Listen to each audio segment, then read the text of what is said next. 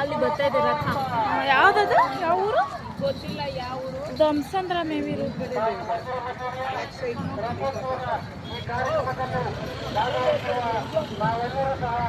ಪುಣ್ಯವಂತರಾದ ತಪ್ಪಾಗಲಾರದ ಬಂಧುಗಳೇ, ಇವತ್ತು ಎಂಥ ಶುಭ ದಿನ ಅಂದ್ರೆ 17 ಕಾಲಗಳಲ್ಲಿ ಏಕಕಾಲದಲ್ಲಿ 17 ಕಾಲಗಳಲ್ಲಿ ರಥೋತ್ಸವವನ್ನ ಆ ಶಕ್ತಿ ದೇವತೆಯ ಆರೋಪೆಯನ್ನು ರಥೋತ್ಸವವನ್ನು ಕಟ್ಟಿ ಆ ಶಕ್ತಿ ದೇವತೆಯನ್ನ ಪೂಜೆ ಮಾಡ್ತಾ ಇದ್ದೇವೆ.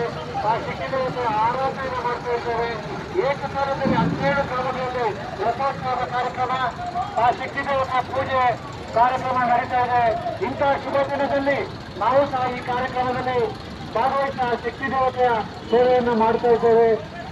ಬಂದರೆ ಇಂತಹ ಒಂದು ಪುಣ್ಯ ದಿನ, ಇಂತಹ ಒಂದು ಒಳ್ಳೆ ದಿನದಲ್ಲಿ